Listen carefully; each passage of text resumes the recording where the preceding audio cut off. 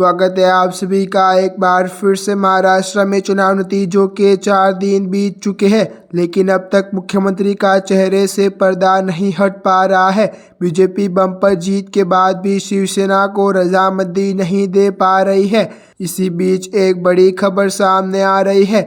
जी हां, शिवसेना प्रमुख पूर्व सीएम एकनाथ शिंदे ने एक बड़ा दांव चल दिया है। उनके इस दांव ने अचानक महाराष्ट्र की सियासत में घमासान शुरू कर दिया है। यही नहीं, उनका दांव सटीक बैठा तो फडणवीस के लिए एक बड़ी मुश्किल हो सकती है। आइए जानते क्या है पूरा मामला। एकनाथ शिंदे चुनाव नतीजों के बाद से ही एक्टिव नजर आ रहे हैं। पहले उन्होंने सीएम पद न छोड़ने के संकेत दिए, इसके बाद उन्होंने सीएम पद से इस्तीफा तो दिया, लेकिन इसके बाद भी फडणवीस के नाम पर कभी हामी भरते नजर नहीं आए।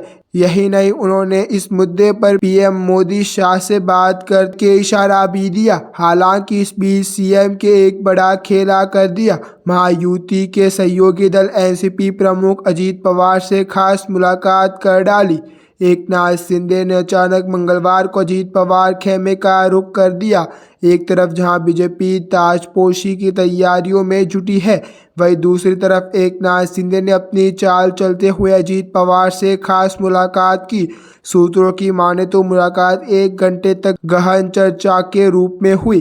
राजनीतिक गलियारों में इस बात की चर्चा है कि शिंदे ने अपनी शर्तों के बारे में न सिर्फ अजीत पवार को बताया, बल्कि आने वाले दिनों में बीजेपी के कदमों को लेकर भी आगाह किया। बताया जा रहा है कि शिंदे अपनी जो बात अजीत को समझाना चाहते थे, उससे वह सफल रहे। यही वजह है कि उन्होंने बुधवार सुबह अपने सुरों को तुरंत बदल दिया। अजीत पवार से मुलाकात के बाद शिंदे के रुख में एक अलग एंगल नजर आया। शिंदे ने बुधवार को ये तो साफ कर दिया है, अगर बीजेपी अपना सीएम बनाती है तो उन्हें ऐतराज नहीं है, लेकिन इसके बाद उन्होंने अपनी शर्त भी सामने रख दी। शिंदे से मुलाकात कैबिनेट में गृह मंत्रालय शिवसेना के पास होना चाहिए। यही नहीं, शिंदे ने यह भी साफ कर दिया है कि उनकी शर्तें नहीं मानी जाती है तो सरकार बनाते वक्त शिवसेना इसका हिस्सा नहीं होगी। शिंदे के तेवरों से साफ है कि वह अभी मानने के मूड में नहीं है। शिंदे जानते हैं कि उनकी बगावत से न तो बीजेपी को कोई नुकसान होगा, नहीं उन्हें कोई ज्यादा फायदा। लेकिन कहीं शिंदे की इस पूरी कवायद के पीछे देवेंद्र फडणवीस से दिक्कत तो नहीं है, क्योंकि इस हट से चलते सबसे बड़ा नुकसान देवेंद्र फडणवीस को हो सकता है। हो सकता है कि बीजेपी आलाकमान फडणवीस की जगह किसी अन्य नेता को सीएम फेस लेकर महायुति को सुरक्षित रखे। ऐसा हुआ तो शिंदे अपने सबसे बड़ा दांव में भी कामयाब हो जाएंगे।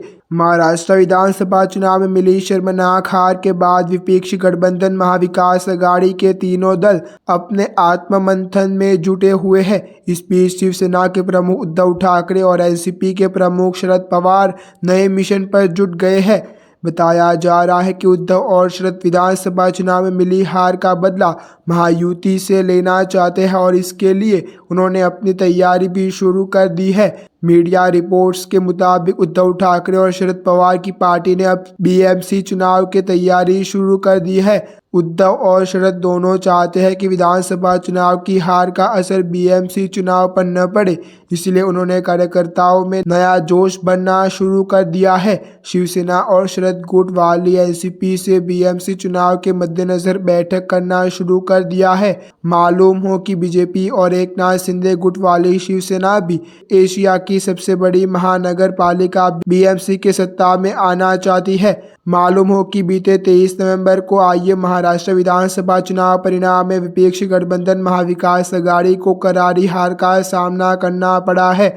चुनाव में सत्ताधारी गठबंधन महायुति ने एक तरफा जीत हासिल की है। चुनाव परिणाम में जहां महायुति को 230 सीटें मिली है, वहीं महाविकास अघाड़ी को सिर्फ 46 सीटों से संतोष करना पड़ा है।